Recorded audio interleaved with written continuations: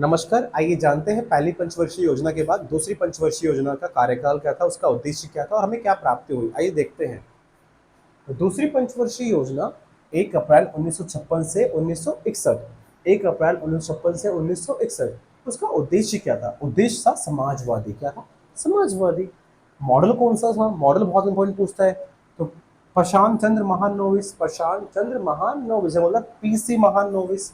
और ये पीसी महानोविस वही व्यक्ति थे जिन्हें भारतीय सांख्यिकी के जनक कहा जाता है। भारतीय सांख्यिकी के जनक किसे कहा जाता है? पीसी महानोविस को कहा जाता है। किसे कहा जाता है? पीसी महानोविस को कहा जाता है।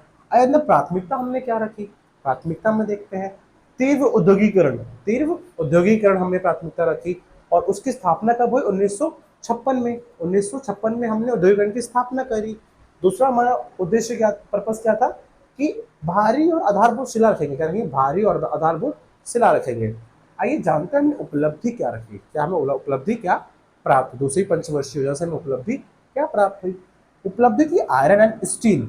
Iron and steel industries. Iron and steel industries. आइए जानते हैं उसमें क्या क्या बेनिफिट हुआ। भिलाई, भिलाई जो छत्तीसगढ़ में है, रूस की सहायता से हमने बनाया। रूस की सहायता से हमने सहायता प्राप्त हुई। और क्या है? कोयले के लिए, चूना पत्थर के लिए और लोहे के लिए जाना जाता है। किसकी सहायता से? रूस की सहायता से। भिलाई कहाँ है? छत्तीसगढ़ में। आइए जानते हैं राउरकेला। राउरकेला बहुत इंपॉर्टेंट है। क्यों है इंपॉर्टेंट? जर्मनी की सहायता से। राउरकेला किसकी सहायता से हुआ? जर्मनी की सहायता से। क्या उद्देश्य है? कोयला, चूना, पत्थर।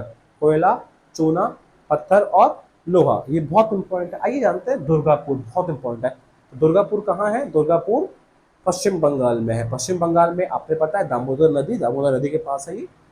आइए जानते हैं कोयला, चूना पत्थर और लोहे एंड ब्रिटेन की सहायता से इसकी उपलब्धि हमें प्राप्त हुई। तो दूसरी पंचवर्षीय योजना के ये तत्व थे और मैं आशा करता हूँ आपको समझ में आए होंगे। प्लीज लाइक एंड कमेंट जरूर करिएगा अगर आपको समझ में आए हो तो।